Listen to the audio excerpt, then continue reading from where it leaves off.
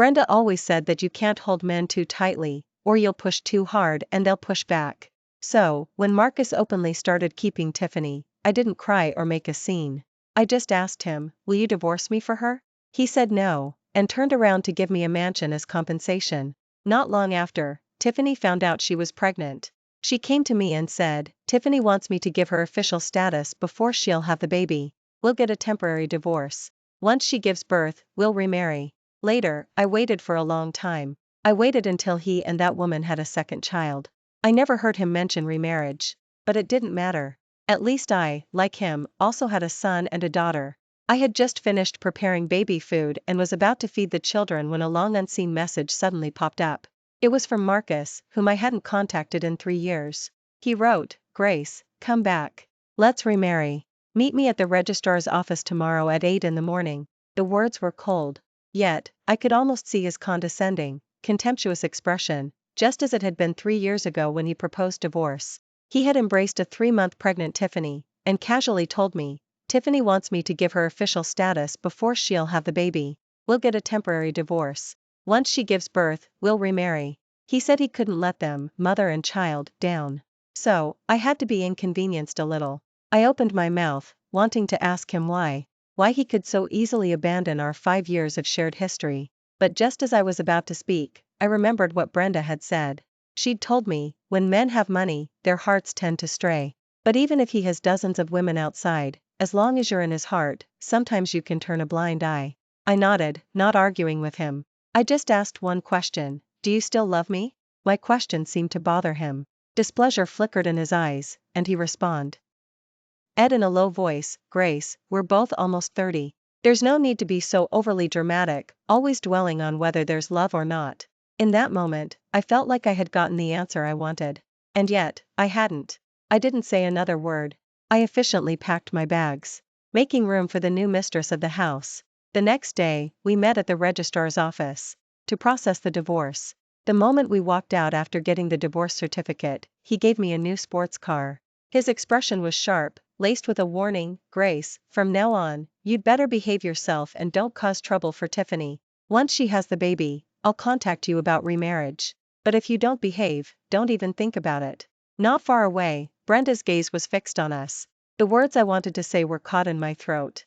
I nodded stiffly. I replied, okay, I'll wait obediently for you to contact me. But what I really wanted to say was, don't contact me again. Let's just end things here, but I didn't dare. I knew clearly, if I said that, when I got home, Brenda would throw another dramatic fit. Just like the night before the divorce, she cried heartbrokenly. She hit me while yelling, why is my life so miserable? I finally found you a good match, and you don't even know how to keep a man's affection. How could I have given birth to something so useless as you? Now, they had gotten the answers they wanted. Their faces showed expressions of satisfaction. Just as Marcus was about to get into his car and leave, Brenda rushed over from the roadside. She handed him an exquisitely wrapped gift box. In a fawning tone, she said, Marcus, these are farm-fresh eggs from my own chickens. They're good for nourishing a pregnancy. Take them back for her to eat. She might just give birth to a healthy baby boy. Marcus didn't speak, but he cast a meaningful look at me. It was filled with sarcasm and disdain. My face flushed, and I felt ashamed. Subconsciously, I pulled her hand, telling her to stop talking. But she angrily shook off my hand and loudly grumbled, what are you doing? Won't you also benefit if she has a healthy baby boy? If you two remarry later, that child will still be your son. What's wrong with me being nice to my grandson? Even now, I can't forget what he said to me meaningfully as he left after she finished speaking. Grace, sometimes you really should learn from your mom. Be more generous and open-minded. I took his advice. I sold the sports car and mansion he gave me on the second-hand market. I used part of the money to buy a 3-bedroom apartment and a practical car suitable for a woman. The rest, I invested. But sometimes, seeing other families happy, I would feel envious. So, I didn't tell anyone. I went abroad alone. And gave birth to boy-girl twins who share my blood. Now, looking at Leo and Mia quietly eating in front of me, I put down my phone and didn't reply to his message. I thought he would understand that I had no intention of remarrying. Unexpectedly, not long after, Brenda, looking as if she'd won the lottery, excitedly rushed to my house. As soon as she arrived, she started rummaging around. She didn't forget to ask me, you and Marcus are remarrying tomorrow, Why aren't you hurrying to find your documents? Find them for me quickly. Hearing this, I suddenly understood. Marcus had not only told me about remarrying but had also told Brenda. I didn't move. I calmly looked at her and asked, Mom, when he told you about remarrying, did you tell him I have 2 children? Brenda paused her search for documents. She turned to look at us. She disdainfully rolled her eyes, pointing at my children and saying, they're just illegitimate children anyway, just give them away. Do you really think you can take them with you into Marcus's family? When I returned with 2 children after being abroad for a year, she had thrown a dramatic fit, furious. She was afraid Marcus would find out and wouldn't want me no more. She insisted I send the 2 children away. I didn't listen and quietly cut off her living expenses for 2 months. Only then did she calm down. But I never thought that even now, she still hadn't given up the idea of sending my children away. Looking at Brenda, who was full of aspirations for a future path to wealth and privilege and spoke harshly about my children, I sighed softly. I took out my phone and photographed my children. In front of her, I sent the pictures to Marcus. And said, I have 2 children now. Can you accept that? Marcus replied quickly. Just a question mark. Brenda's eyes widened when she saw this. She loudly declared I was crazy, that I had personally cut off my own path to wealth and privilege. I ignored her, put down my phone, and wanted to continue feeding the children, but replied again at that moment. Grace, are you mocking me for having 2 children? Didn't Brenda say that my children are your children? Do you have to send such pictures to make me angry? Before I could reply, Marcus suddenly called me. I didn't want to answer, but, however, was quicker than me and picked up. Her face instantly changed, and in a soft, feigned voice, she said, Oh, Marcus, it's... Before she could finish, childish voices came from the other end of the phone. You bad woman. My daddy won't marry you, we have our own mommy, I don't want you to be our mommy, you're not allowed in our house. Yeah, we don't welcome you. If you dare to come, we'll beat you up. Along with their voices, there was also a voice full of helpless indulgence. Stop messing around, little ones. Aunt is a very good person. She'll treat you like her own children. Marcus's calm, husky voice came from the other end of the phone. Hearing that long unheard voice, I was inexplicably stunned. I suddenly remembered when my father cheated and brought the other woman home to cause trouble, wanting to steal all the valuables and leave. Brenda, terrified by his menacing presence, led all over and meekly whispered, her son needed to go to a prestigious primary school before, and I listened to you and gave all the money to you. I really don't have any money left. Before she said that, I never knew she had given money for the other woman's son to study. I was trembling with anger, but I was afraid she would be hurt by my father. I kept protecting her. That day, my father still didn't believe Brenda had no money. He brandished a knife, shouting that he would kill us. But at that critical moment, Brenda pushed me behind her. She protected me completely. Marcus also brought bodyguards in time. They restrained my father, who had fallen into a frenzy. Marcus used his family's influence. He found people to collect all sorts of evidence. My father was sentenced to 8 years in prison. The night I learned he would face jail time, Marcus, afraid I would overthink, specially came to my house to accompany me. Seeing me silently crying while looking at the verdict, he held me close, full of heartache, and gently comforted me. Grace, don't be afraid. I'm here. I'll never let anyone bully you again. I will protect you from now on. Brenda also cried, saying, Grace, your father is locked up, I only have you. For my sake, since I stood up to protect you, please listen to Mom's words from now on, okay? Her words completely suppressed the questions that were at the tip of my tongue. At that time I really wanted to ask her why she gave money to the other woman's son, why she lied to me about not having money, why she only gave me $100 a month for living expenses. But I knew clearly, the past was the past. No matter what answer I got, what was lost could not be recovered. I even naively thought I would have Marcus from then on. He would be my strong support. He would help me mend the broken parts of my heart. But I never expected that listening to Brenda and not interfering with his private life, giving him freedom, would ultimately lead to a sharp blade fiercely stabbing me. At this moment, hearing Marcus's patient voice coaxing the children in my ear, I suddenly felt a wave of weariness. I said flatly, Marcus, I'm not joking with you. I really do have 2 children. Besides, taking care of 2 children already consumes all my time. I don't have time to be a nanny and take care of your children too. I said it calmly and frankly. Brenda, however, puffed up her cheeks and glared at me in anger. Just as she was about to speak again, I reminded her, Mom, I remember your beauty salon membership is due again, isn't it? If you still can't distinguish right from wrong, then I don't mind bearing the label of an unfilial daughter again. She quieted down, not daring to say anything more. She could only glare at me with disappointment. Marcus, on the other end of the phone, scoffed. Grace, what kind of joke are you playing? Don't forget the doctor's diagnosis when we got married, you can't have children. My medical report had no issues. The problem was with him. He had a low sperm count. The moment I got the report, to protect his male pride, I lied and told him I was the one with the problem. Throughout our marriage, I secretly helped him regulate his body, just to have a sweet and well-behaved baby with him. Later, he came back with that woman, saying he wanted a temporary divorce to give her official status. I had originally wanted to tell him that he had the problem and couldn't have children. But then I remembered what he and Brenda had said. They both said that I just needed to be Marcus's wife and not interfere with things that weren't my business. So, I dropped the thought. I don't know what he thought of, but he softened his tone and said gently, All right, Grace. I know you've been hoping to remarry. It's my fault for making you wait 3 years. Once we get our marriage certificate, I promise you, I'll give you a lively wedding, just like before. No matter how lively, it couldn't go back to how it was. I didn't respond. I hung up the phone directly. Grace, why are you so ungrateful? Do you know how many people are eyeing the position of Marcus's wife? Brenda looked at me with disappointment, scolding me. I coldly raised my eyes, staring at her unblinkingly. I said flatly, Mom, if you're too restless, then go out and get a job yourself. In front of her, I canceled her family payment plan. Brenda instantly panicked. She quickly promised me that she would never interfere in my affairs again. I didn't take it to heart. I didn't show up for the appointment the next day. Marcus called me several times, but I didn't answer. Perhaps he felt his pride was hurt. After a few attempts, he stopped calling. It wasn't until a week later. I had just finished my postnatal yoga when I saw Marcus and Tiffany, still squabbling on the street. Tiffany was dressed in a simple t-shirt and jeans. Her ponytail was half undone. It covered half of her face, which was full of fatigue and a weary look. Marcus, you're divorcing me just to remarry that scoundrel Grace, aren't you? Don't forget, I gave birth to a son and a daughter for you. How can you just abandon me like this? Marcus faced her accusations with an impatient expression, angrily shaking off her hand. His eyes were full of disdain. Enough. Look at yourself now. What's the difference between you and a madwoman?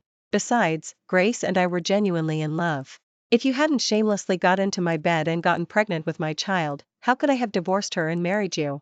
Marcus, do you think you can remarry Grace just by divorcing me? Let me tell you, no woman would accept a man who betrayed her again. Do you think you're such a catch, that she thinks you're irreplaceable? Those words deeply stung Marcus's heart. He also noticed this. The current me was no longer as submissive as before. That day at the registrar's office, he waited from 8 in the morning until 8 at night. A full 12 hours. He never saw me. He wanted to come find me, but he couldn't swallow his pride. You scoundrel. Marcus, enraged, fiercely pushed away Tiffany, who was holding his arm. Just as he was about to raise his hand to slap her, his peripheral vision caught sight of me. His eyes instantly flashed with visible admiration and the joy of regaining something lost. Marcus lowered his raised hand. Just like when he was young. Whenever he saw me, he would meticulously adjust his clothes to face me in his best posture. Then he would run towards me with a smile. Grace, long time no see. Are you here for me? His voice trembled with joy.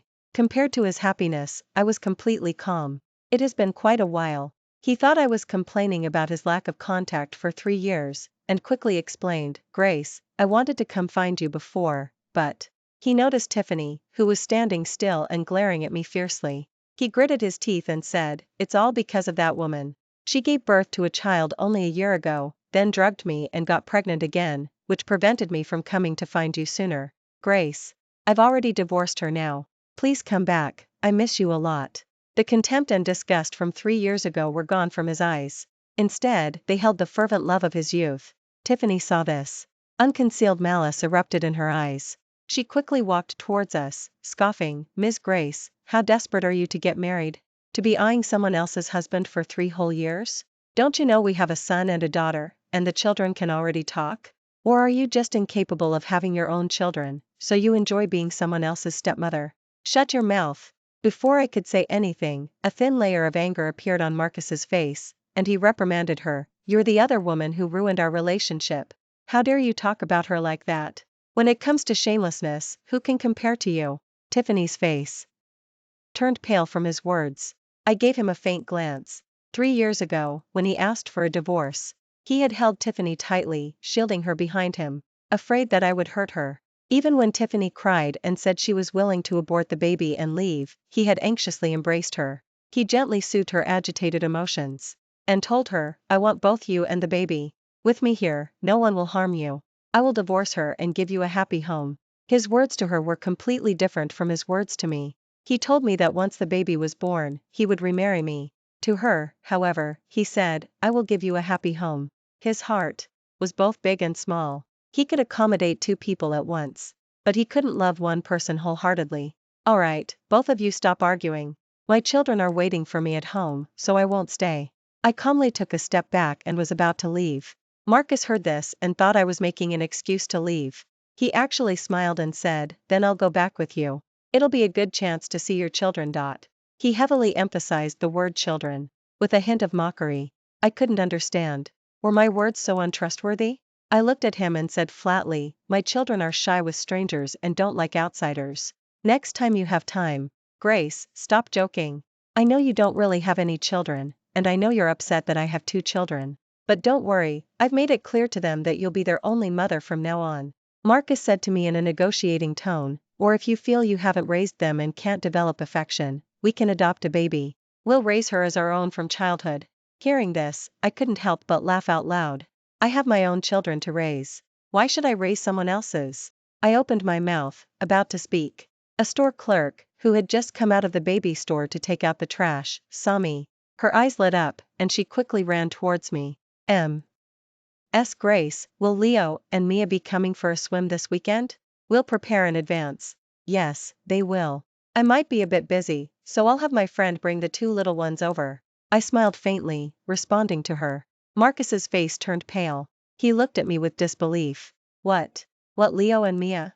The clerk looked confused and said, "Miss Grace's children, of course. A son and a daughter, both absolutely adorable. I've never seen such cute children."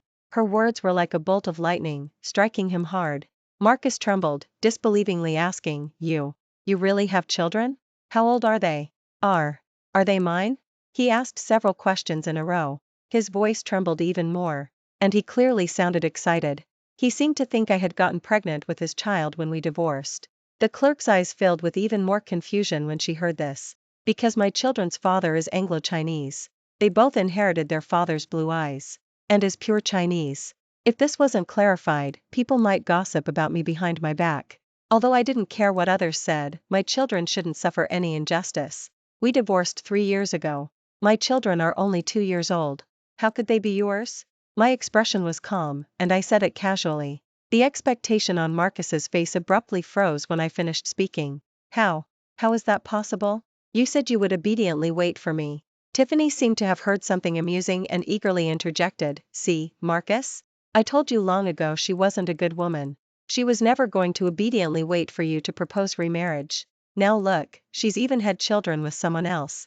"Shut your mouth." Marcus's smile completely vanished, and his eyes revealed helpless grievance. His eyes bloodshot, he reached for my hand, trembling as he asked, "Grace, this isn't true, is it? You said you would wait for me." "I did say that. But it was out of necessity. I had always hoped that Brenda well. D have a moment of clarity. I yearned for her to learn to love me, like other mothers. But after Marcus and I divorced, the most frequent thing she said to me was, has come to find you. Did he say when he'll remarry you? Don't just sit around at home being useless. Go and remind him of your presence, otherwise he'll truly forget you exist, and then what will you do?" At that time, I had asked her, "In your opinion, is it impossible to live without a man?" I believed that I could give her a happy life on my own. But she was never satisfied. Facing my words, she looked exasperated. She retorted, "You need a man to have a complete family. If it weren't for you putting your father in prison, would I be called a lonely wife by others?" It was then that I realized she had always blamed me. Blamed me for not signing the letter of understanding, for insisting that my father be imprisoned. It was also because of her words that I completely sobered up. Whether it was family affection or romantic love, what couldn't be obtained? I would give up everything. Seeing me not speak, Marcus broke down and screamed hysterically. Say something. When I brought Tiffany home, you didn't say you minded her presence, did you? You promised so well, why are you going back on your word? Or is this just your way of getting revenge on me? I did mind. The first time I found Marcus flirting with someone else on his phone, I cried and raged. I couldn't understand why the person who had said he loved me the day before could, today, single-mindedly discuss with someone else where to book a hotel room. That time, I went wild, smashing everything in the living room. I thought my strong display of displeasure would lead to his guilt and regret. However, his eyes showed impatience and disgust, as if he was looking at a madwoman making a scene on the street. He asked me, Grace, are you done with your tantrum? I responded hysterically, no. Soon after, he called Brenda. He asked her to persuade me. Brenda rushed over at the sound of his call and saw me trembling like a madwoman. She walked over and, without a word, slapped me. She angrily reprimanded me, Grace, are you crazy? Are you going to keep living this life or not? Marcus just made a mistake that all men make. What's there not to forgive? Why are you holding on? Looking at the two of them in cahoots, I felt a burning sting on my face, and my emotional breakdown slowly calmed. I told him, let's divorce. Marcus hadn't said anything yet when Brenda started slapping herself, crying and shouting, if you dare to divorce, I'll die right here in front of you. He knew that no matter what happened, Brenda would always side with him. Afterward, whenever similar things happened, he would always bring Brenda into it to suppress me. Even the day he brought Tiffany home, he called Brenda over, afraid I would make a scene again. So now, facing his accusations, I tilted my head slightly. I asked, don't you know why I agreed? Marcus was silenced by my words, and guilt flashed in his distraught eyes. Grace, I did that only because I didn't want to truly separate from you, he urgently defended himself. If hadn't come to our house that day, would you have talked to me properly? In that situation, we would only have hurt each other and unknowingly damaged our relationship. It was ridiculous. Even I couldn't remember when we stopped talking openly and reached the point of silent disdain. In this situation, he was still afraid of damaging our relationship. Marcus, don't you think what you're saying is laughable? Grace, really? Before he could finish, my phone suddenly rang. It was the housekeeper at home. She said the children had woken up and were crying for their mother. Hearing the crying from the other end of the phone, my heart suddenly tightened. I desperately wanted to go home. My children are awake. I don't have time to listen to your excuses, Marcus. Let's just leave it at this. Don't come Lou. King for me. Saying this, I left without looking back. Marcus tried to follow, but Tiffany stopped him just in time. She shouted angrily, she already has children, a family. Are you still fantasizing about her abandoning her husband and children to be with you? Marcus, don't be so naive. I didn't hear the rest of what she said. My mind was completely focused on the children waiting for me at home. That evening, after I had washed up and was lying in bed telling the babies a bedtime story, Tiffany inexplicably sent me a video of her children. A bad feeling immediately rose in my heart. I subconsciously clicked on it. I saw two children, dressed in thin clothes, kneeling in front of their home, crying and pleading. Auntie, please don't take our daddy away. Mommy and I really need daddy. Yeah, Auntie, please don't come looking for my daddy anymore. My brother and I can't live without daddy. They cried and kowtowed, their foreheads already showing faint bruises. Seeing this, my heart suddenly clenched. Tiffany's actions were clearly aimed at evoking my empathy as a mother. However, children are not tools for vying for affection. Moreover, I had already given up on Marcus. I had no intention of remarrying him at all. Just as I was thinking about what to do, Tiffany sent me another message. She said, Ms. Grace, you're also a mother. You should know how to make choices for your children. If you want your children to bear the label of being children of a mistress, you can pretend you didn't see my message. Her words were a blatant threat. I instantly laughed in anger and, in return, screenshotted her video and message and sent them to Marcus. I said, control your wife and children. I don't want this to happen again. Marcus replied quickly. He seemed a bit urgent. He sent a voice message. I'm sorry, Grace. I didn't expect her to send you these messages. I'll handle it, please don't take it to heart. Grace, Mom told me your children were conceived via IVF and they don't have a father. I'm willing to take on the responsibility of a father and care for you all. I hope you'll seriously consider giving me a chance to make amends. Hearing that voice message, my hands trembled with anger. I had clearly told Brenda not to interfere in our affairs anymore, but I hadn't expected her to still refuse to settle down. I didn't reply to his message. Instead, I canceled Brenda's various memberships and froze all her bank cards. Over these 3 years, I had earned money through investments, and I intended to give her 1/3 of it, just to make her settle down and live the rest of her life peacefully. But now, since she refused to live a peaceful life, then she wouldn't. After dealing with this, I transferred half of my assets into my children's names.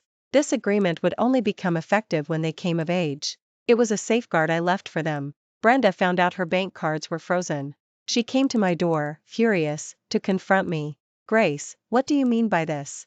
Are you abandoning your own mom now? I raised you with great difficulty. I wish I hadn't given birth to you in the first place. Listening to her accusations, my heart remained unmoved. I took out the agreement to sever familial ties that I had already drafted, along with a bank card. I told her, if you sign this agreement, I'll give you $1,000,000. As I spoke, the anger on her face intensified.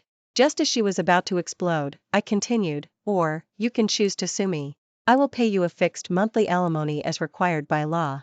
Apart from that, I won't give you a single penny, nor will I be responsible for your life anymore. Hearing this, Brenda froze. She hadn't expected me to be so resolute one day. She tremblingly asked, Grace, are you serious? Do you really not want mom anymore? She was the one who abandoned me first. My expression was calm, I no longer gave her any quarter. I retorted, did you ever want me? When you demeaned me in front of Marcus, did you think about the fact that I'm your daughter? When you despised my children and wanted to send them away, did you think about the fact that they're your grandchildren? She could be exceptionally tolerant of the other woman's children. Yet, she couldn't even manage a smile for my children. My words left her speechless. She couldn't utter a complete sentence for a long time. Sign it. $1,000,000 is enough for you to live out the rest of your days comfortably. No. Grace, everything is negotiable. I'm your biological mom who gave birth to you and raised you. You can't do this to me. I know I was wrong. I won't side with outsiders anymore, and I won't meddle in your private affairs. The children. I'll even help you take care of the children. I had heard such words countless times before. I shook my head. Mom, you only have these two choices. In the end, she chose the latter between spending the rest of her life in poverty or in wealth. As she left with the money, tears welled up in her eyes. She said tremblingly, Grace, it's not that mom just wants your money. It's just that I need to secure my future. If you ever need anything, remember to find mom. Whatever can do, I'll do for you. In the end, she still liked to make empty promises, saying impractical things. I didn't pay attention, I simply cast it aside. After learned about this, he understood that he no longer had any support to rely on. He quietly bought some children's diapers and baby formula and came to my door. Looking at him arriving with large bags, I couldn't help but frown. What are you doing here? Grace, I haven't met your children. These are the types my children usually use. I don't know if they're suitable for yours. Take a look, if not, I'll go buy something else. He frantically introduced the items in his hands, and afraid I wouldn't accept them, he specifically added, these are for the children. It's a small token of my affection. Even if you don't want them, you should consider the children. I'll buy whatever my children need myself. I don't need your things. Take them away. My calm tone carried a hint of distance. Marcus, however, acted as if he hadn't heard me. He presented a simply wrapped food bag like a treasure. He said to himself, this is the mung bean pastry you loved most when we were in high school. So many years have passed, the owner hasn't changed, and the taste is still the same. Have a taste. The owner selling the mung bean pastry hadn't changed, and the taste of the mung bean pastry hadn't changed. But we had already changed. I didn't take it. I looked at him calmly and said, you know that Brenda and I signed an agreement to sever familial ties, right? If I can abandon my own biological mother, who is bound to me by blood, why do you think I would find you irreplaceable? He was the one who gave me hope. And he was also the one who brought me despair. How could he possibly expect my forgiveness so easily? A wicked amusement sparked within me after I said that. I continued, last time, you said I had a problem and couldn't have children. But when I was abroad, I succeeded with IVF on the very first try. Can you guess why? Marcus, is it possible that your precious children are the karma for betraying our marriage, for betraying me? I was never a good person. The first time I found out he was cheating, I harbored a venomous thought, he would get the karma he deserved. And everything he ever desired would slip through his fingers. My words struck a chord with Marcus. His eyes widened in disbelief, and he staggered back a step, muttering incoherently, impossible. What you're saying isn't true. those 2 children, they have to be mine. If you don't believe me, you can get tested to see if you have a problem. That was all I had to say.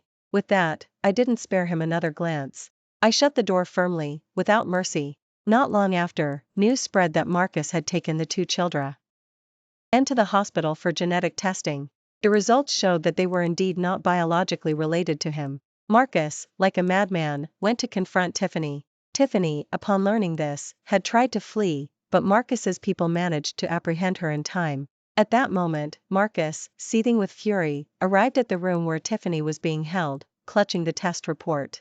"You wretched woman, what do you have to say for yourself?" He furiously flung the report he held in his hand at her face. Seeing no escape, Tiffany decided to throw caution to the wind, scoffing at him with a scornful laugh. "Explain?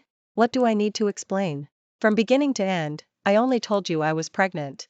I never said the children were yours. You're the one who got carried away. How is that my problem?" Marcus, emanating a dark, menacing aura, gripped her neck tightly and snarled through gritted teeth, "You scoundrel, if you hadn't shamelessly got into my bed and then come to me with that ultrasound report, why would I have ever thought those illegitimate children were mine?" The thought of him divorcing me because of such a person, my inner fury erupted uncontrollably. His grip on her throat tightened relentlessly. Tiffany's lips quickly turned ashen. Her extreme difficulty breathing also caused her face to turn bluish-purple. The 2 children, hearing the commotion from the room, rushed over. Upon seeing the scene, they ran towards Marcus, crying and trying to push him away. "Daddy, let go of mommy. Don't hurt mommy." In the past, Marcus had always indulged their every whim, because he believed these were his hard-won children. But who could have imagined that the children he had cherished for 3 years, not a single one was his own? "Get away from me, all of you." With bloodshot eyes, he mercilessly kicked aside the 2 children who were kneeling on the ground, crying and pleading with him. "You 2 illegitimate children, you don't deserve to call me daddy." "Shut up." Tiffany watched her children get kicked aside, whimpering in pain, her heart aching for them. Marcus, take your anger out on me. You're not allowed to hurt my children." Then, she shouted to her daughter, Lily, who was trembling in fear in the corner, "Lily, call daddy. Tell him Marcus has gone mad, he's going to kill us." Hearing this, a preposterous thought flashed through Marcus's mind. He asked, trembling, "Are these 2 illegitimate children Daniel's?" Daniel was his best friend. Ever since he had returned to the company and started his tenure, he had brought Daniel in to be his personal assistant. He never imagined something so absurd could happen. "Yes. So what? You're an inadequate man. Did you really expect me to remain faithful to you? You must be dreaming." That night, Marcus went berserk. Everyone in the house, including Daniel, who had rushed over after receiving the call, did not escape his fury. When the police arrived after receiving his confession call, Marcus was sitting disheveled at the doorstep, covered in blood. Facing the police's questions, he said in a hoarse voice, "I'll go with you, but please wait for my lawyer. Just a few more minutes." A few days later, an unfamiliar lawyer showed up at my door. He said, "Marcus drafted an equity transfer agreement on the day he surrendered. He gave everything he owned to you. He said it was what he owed you. And he asked me to tell you he's sorry." Marcus's actions were heinous. Once he was in, there was no chance of him ever getting out. The agreement he drafted was not just an equity transfer agreement. It also served as his will and testament. Taking the agreement, I thanked the lawyer. I turned to look, and in the stroller, pushed by the nanny not far away, my 2 darlings were smiling sweetly at me. It was as if a beautiful life was beckoning to me. I folded the agreement, smiled gently, and walked towards them. "Darlings, let's go home." Thank you for listening to today's story. If you enjoyed this video, please like it and share it with friends. We look forward to hearing your thoughts in the comments. Feel free to share your views, and don't forget to subscribe to our channel for more exciting stories. See you next time.